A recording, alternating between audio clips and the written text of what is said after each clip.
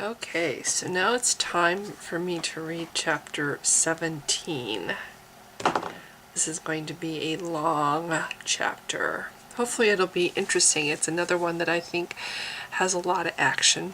There are a lot of stuff going on. Maybe not action, but a lot of stuff going on. And it actually was longer. it was longer. It might be, I don't know. I think as I get into it, the chapters get longer and longer, so I might be breaking them up, because I think 7 to 9 pages is a good size for a chapter.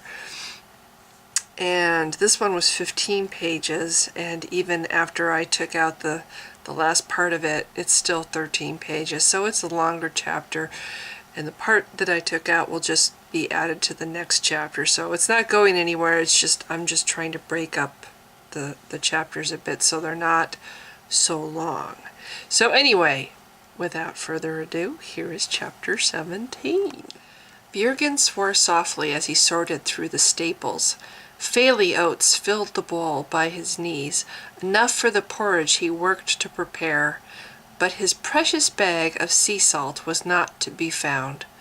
Watching him from his seat near the fire, Galen smiled and extended his leg. He prodded the creamy white pouch with the heel of his boot, nudged it out of hiding toward Björgen's calloused hand. Ha! Björgen, grinning, snatched it up, then worked the knotted ties with his teeth. Galen ducked his head as thunder rumbled behind his ears.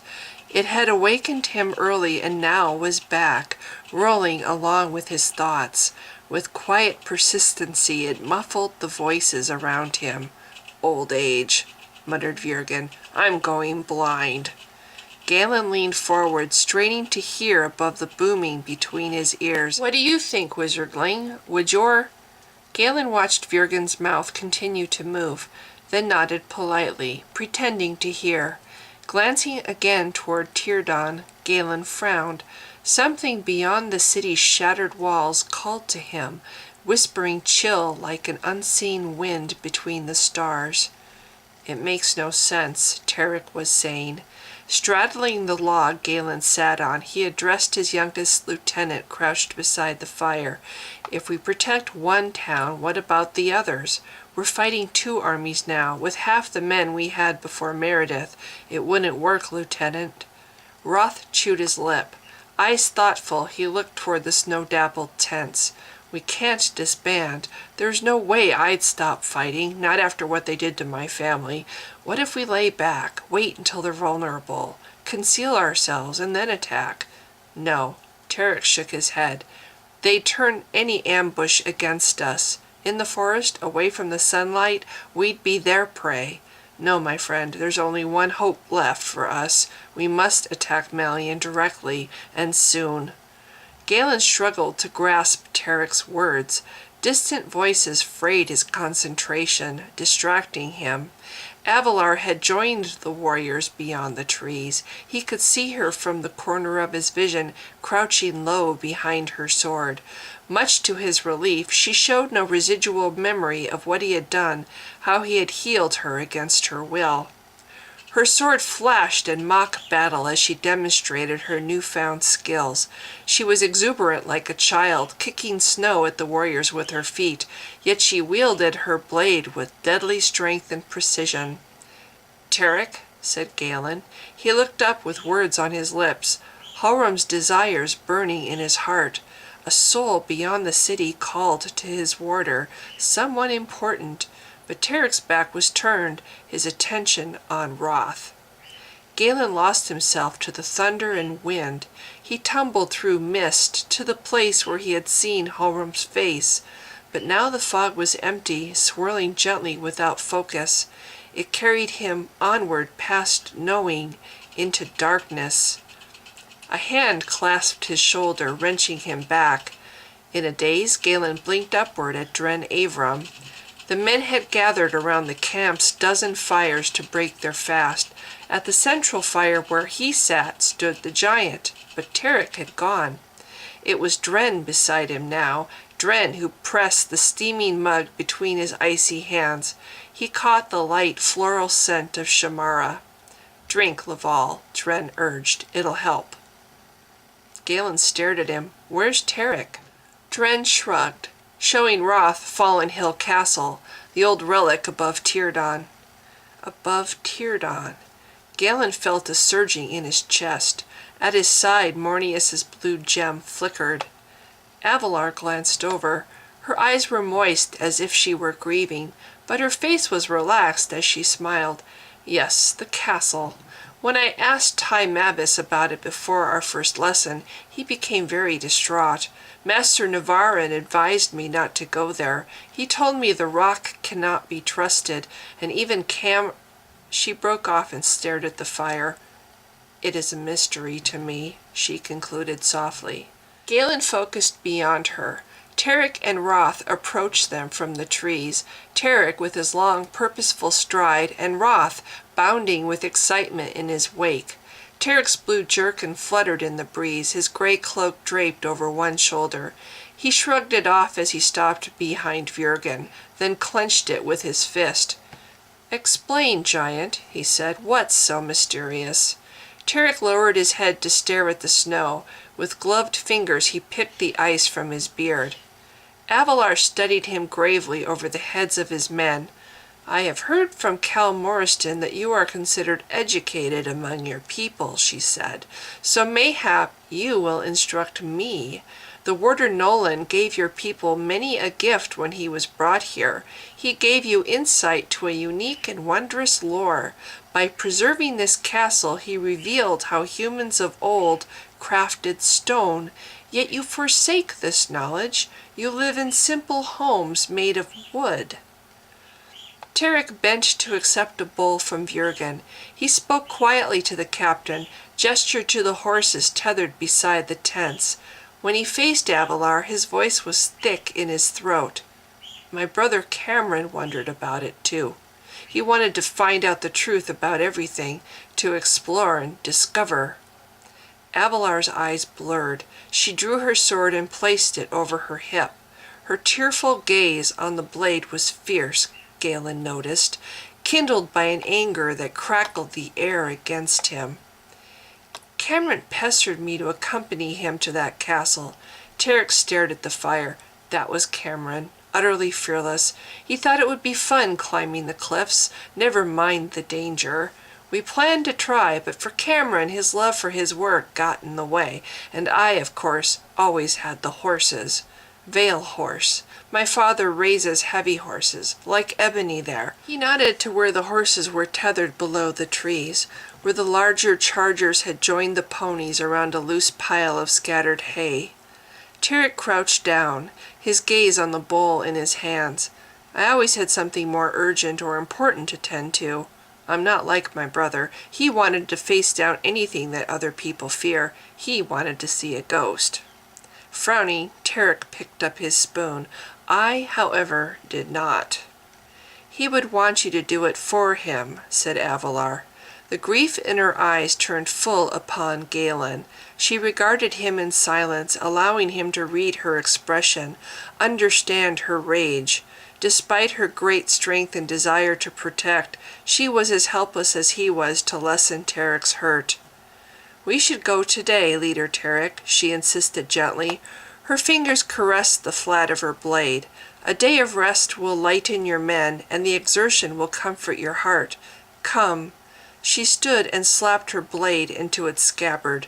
Let us explore, for Cameron, for his memory. Roth rounded the tents in time to hear her. Scowling, he swung his pack over his shoulders. We plan to, giant. His breath plumed before his scraggly beard. Tarek and I are going. We've discussed it. Vurgen, wiping out a pan with a handful of snow, glared up at Roth. Then his gaze caught Galen's, and he winked. Jaws clenched, Galen turned away. Despite his warder's urging, he could not do this. He needed rest. Something about the city drained him, squeezed the strength from his bones. A heavy hand grasped his shoulder. Avalar chuckled above his head. What if you fall, young human? She paused, seeing as Galen did how Roth's face went white. In a softer tone she continued, "Surely you will need a giant there to catch you, and your healer as well. How would you manage should you injure yourself?" Tarek fiddled with his spoon, his porridge still untouched. Watching his friend, Galen leaned forward to set his cup where Vurgen could reach it. Then he surrendered up his place by the fire to Grenner, the husky young warrior standing beside him. "You should go." Crossing his arms, Galen stopped short before Tarek. "You should, but don't take me. I'd slow you down." Avalar snorted and shook her head, her long braids flicking. "You would not," she murmured. "If the climb becomes too much, I will carry you." Looking up, Tarek glanced at Vurgen, at the concern on the captain's face, at the concern on all their faces. Stiffly he nodded as his gaze met Galen's, then he stumbled to his feet. Sheltered by dense trees, the path was bare. The frozen ground made a hollow sound beneath the hard soles of Galen's boots. He followed behind Tarek and Roth, with Avalar at his side. Both horses they left behind, staked out among the greenberry bushes they loved to nibble. Galen eyed the giant, then followed her gaze. Her head was up as she walked, her focus on the ice at the top of the broken hill, ice gleaming with sunlight through the trees. He fingered his staff for a moment, and then cleared his throat. "Why did you want me along?" As she slanted her gaze toward him, her eyes shied from his staff. "My father says the best approach to danger, other than to avoid it, is to keep it close to you, close enough to watch." She grinned. "I'm not dangerous." Galen bent to brush snow thistle from the worn brown leather above his boots. Mornius tipped forward in his hand, the weight of its sky stone leaning down to tap at the ground. "Look!" He gestured at his staff touching the soil. "Old magic in contact with Mornius, yet there's nothing, no reaction. Why would it be so different if Mornius touched you?" An agitated Avalar shifted from foot to foot. Before he could speak again, she seized his arm and yanked him up the trail. "See you," she said as he trotted beside her. "There is soil beneath your feet, soil beneath those trees, beneath the yonder hills. Everywhere you look, there it is. It is plentiful. Its magic is shifting and unreliable, and makes a very poor choice for such a test." She slowed to accommodate him, then paused to search his face. As she did, she gestured to the sky. "Air," she said, "is animal magic. It is what all the world's creatures instinctively wield. Because it is ever moving, it is difficult to master, impossible to hold. It is wild and swift, the very weakest of the circle's links." Her toe kicked a small boulder from her path as she walked. Stone is the most reliable of all the links, yet its magic is weak.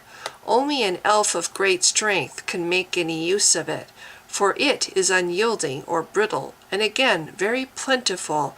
Even soil is stronger if you can find it dense enough, though not so much as fire. Is fire the strongest? Galen stared at the ground, at the large stone as it tumbled off the trail and crashed into the frozen underbrush. He recalled how the flames had bowed to Avalar the night before, and how her eyes had laughed at them. Beside him, Avalar shook her blonde braids. "Fire is eager, powerful magic, yet water defeats it. Water is flowing like its magic, and also yielding. It submits readily to change, holds little or no consistency, which is why slavers of giants preferred it so much." "Rare are my people, Galen Laval. Our magic is strongest because so many of us have died. Because we are not plentiful, we have been prevented from aging, from the natural cycle of life and death. Now the magic holds us. Until we produce enough children, it will not let us go. No one knows what would happen if even one more giant dies. No one wishes to know." She stopped to face him. He met her gaze, shaking his head. To his surprise, she slowly knelt before him. "Here, mayhap this will help." With gentle hands she cupped his shoulders. Before he could react, She drew him against her, turned his head with her hands, and pressed the side of his face to her heart. Galen tensed as her two arms clasped him tight. He heard the quiet murmur of her breathing, the steady thumping of her heart, and something else, a low thrumming of her power like wind cutting through branches, or the unending roar of a massive sea. "That is my magic," Avalar said. "Now perchance you understand?" He felt her drop her arms, giving him back his freedom, but something small and aching and lost rose up in Galen. Never in his life had he ever felt protected. Never in his life had he ever been held. An aching pain rose from his chest, catching at his throat. With an instinct made blind by sudden tears, he reached out, desperate to hold and never let go. "Sails," Avalar whispered. Again he felt her arms gently hold him. Galen drew a shuddering breath. He focused on the chorus from the snowbirds above his head, the random thumping of ice falling from the branches. With his second breath, he reluctantly loosed his hold on the giant, and she quickly let him go. "Thank you," he muttered softly. He stared at his feet, feeling her scrutiny heavy on his neck, the keen concern of her regard. "I'm sorry." Gently her fingers brushed at his face. "Come," she said. Wiping at his eyes, Galen glanced ahead to where she gestured. Above them on the trail, Tarek stood waiting with his arms crossed. If he had seen their exchange, he gave no sign. He only nodded as they reached him, moving swiftly to flank Avalar. "We've reached the cliff," he said, his breath pluming. "Roth is up on the rocks already, scouting for the safest route." Galen nodded. Though he listened, his attention strayed to the bright gray and white glimpse of the icy rock beyond the trees. The path narrowed as they rounded a turn, then ended all at once, ripped away by the hill's collapse. Roth braced himself high above them, his back flat against the cliff, the toes of his boots precariously near an edge of frosted stone. His head was tipped back as he studied the climb above him. "It's not impossible, Commander," he shouted down. "Step right there, though." He nodded to a boulder perched atop a foundation of fractured stone and icy clay. "And more of this'll go." "I'll wait here," said Galen. He crouched on his heels and leaned as far as he dared to study the cliff, the shattered rubble far below. The old path had brought them halfway up, yet even from here the fall was lethal, the gray stone almost vertical in places. Avalar stopped beside him. "This is why," she breathed slowly, "Rishar Navarin did not trust this climb. It is even more formidable than I thought.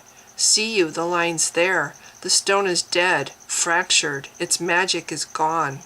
Tarek stripped off his pack and heavy gray cloak. He stretched his shoulders and arched his spine. Watching him, Galen went rigid as his friend looked down and smiled. "Come on," said Tarek. "You can do it. My brother climbed many hills worse than this. If he can do it, you can. You're built much the same way." "But I'm not the same," Galen thought bitterly.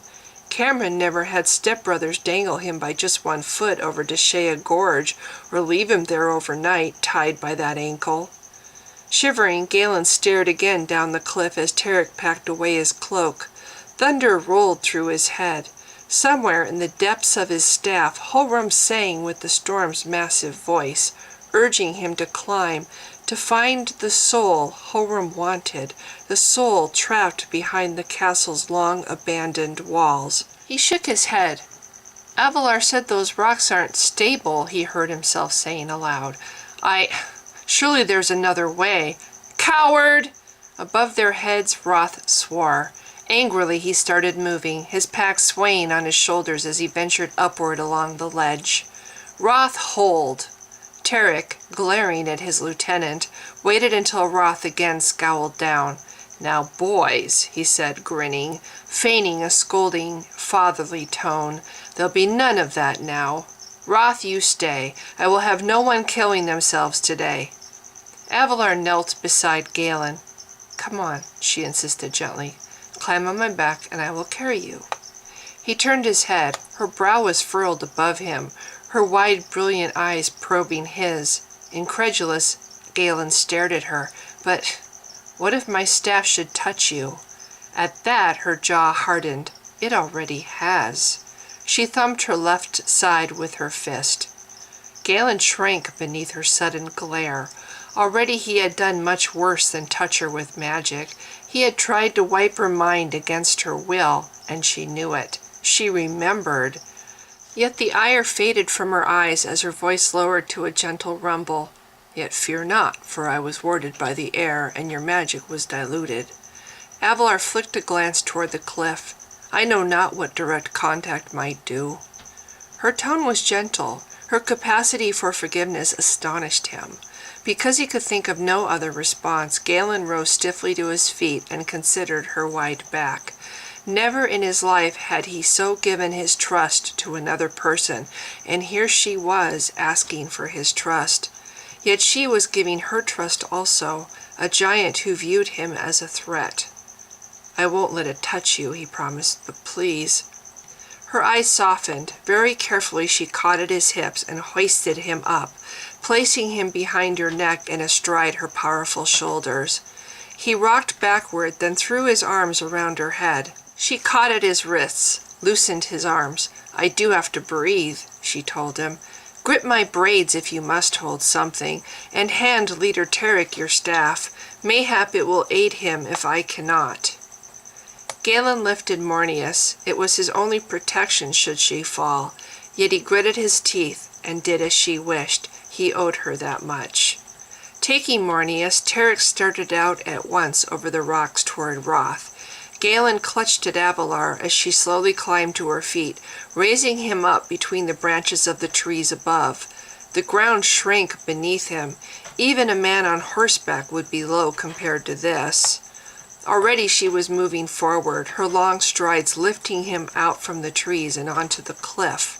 Her back bent as she climbed, thrusting him forward as her big hands grasped at the icy rocks. In 3 upward surges, Avalar reached Tarek and Roth. There she paused, positioning herself behind them. "Slow, Lieutenant," Tarek panted the words. "Concentrate on the climb and what you're doing. No showing off." "I hear you." Roth's head was lifted, his focus on his hands. When a stone shattered under his boot, he cried out and kicked wildly, but Tarek's fist in his cloak upheld him. "See," said Tarek, "this is called teamwork." Tarek, Roth was locked in place, his knuckles white as he gripped the stone. Then, trembling, he forced himself again to move, to drag himself upward another step. Behind him, Tarek paused to shove the staff at an angle under his pack. Then he followed after Roth. Galen thought Roth would quit. Again and again the young man stopped, yet always Tarek talked him through.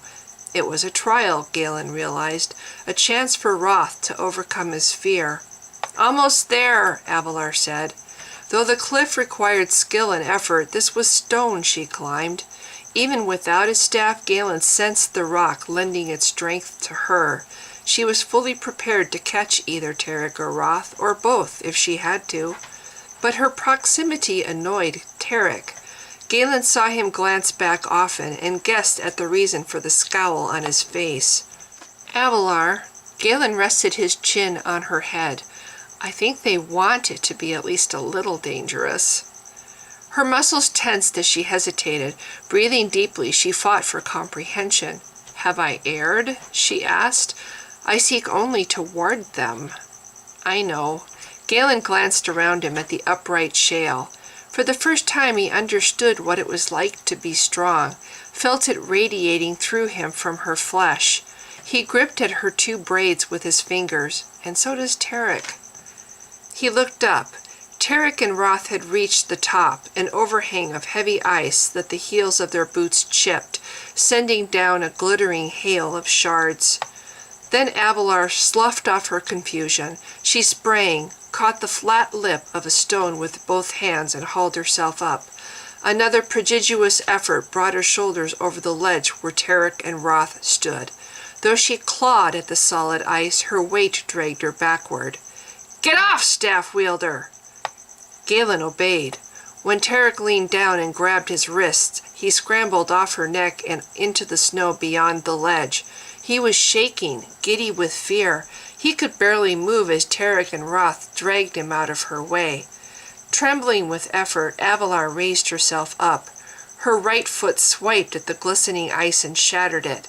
Galen held his breath. None of them had strength enough to help her if she failed. Yet Tarek threw down his pack and snatched out a rope. Without a word, he lunged toward the giant. Galen hurried to block his way. "Tarek, what are you doing? No!" Wildly, he grabbed for the rough cord. "No!" Tarek shoved him sideways, sent him sprawling to the snow. Avalar cried out as the ice crumpled beneath her. She pawed at the slick surface, her eyes wild with fear. "Avalar!" Tarek crouched before her. Then Galen spotted the outline of jagged rock at his feet, rock jutting through the glistening ice. "Do not!" Avalar raged. Her fingers slipped, gouging ragged furrows down the ice. "I will not be your slayer!" Galen watched in horror as Tarek looped the rope under her arms. With a sharp crack, the overhang fell, huge chunks of ice dropping away. Now the giant pounded at the jagged edge that remained, staining it red with her blood. Clenching the rope in both hands, Tarek braced his feet on the rock protrusion and threw himself backward. Drawn by the urgent command of his stare, Galen hurried with Roth to add his weight to the line. "Fight, giant!" Tarek shouted. "Hulram's balls, are you a weakling? Fight!" Her arms trembled. Breathing deeply, she planted her hands on what remained of the ice and pushed. "Help!" she cried, and Galen realized at once it wasn't them she was speaking to. Slowly her torso lifted into view over the bloody edge. "Help me!" Wind, icy and potent, blasted at the cliff from the clear blue sky above. It flung her forward onto her chest, smashing her face to the icy snow. Galen, shivering, leaned back against the rope. The combined weight of Tarek and Roth pressed against him as they dragged the giant from danger. "Avalar!" Tarek released his hold and hastened to her side. He helped her rise to a sitting position, then examined her hands and arms. From the elbows down she was scraped and battered. Blood oozed from her lacerated left wrist. Tarek pressed snow to the ragged wound. His fingers held her arm as he stroked both her hands with the melting snow. Her eyes glistened with tears as she watched him. "Leader Tarek," Avalar breathed. "Stand now and let your brother see the castle. You have climbed this rock to honor him. Let him see it through your eyes. Let him—" "Yes." Gently she pushed at his shoulders. "I sense his presence. I knew him, and now I sense him again through you. Rise now and let him see."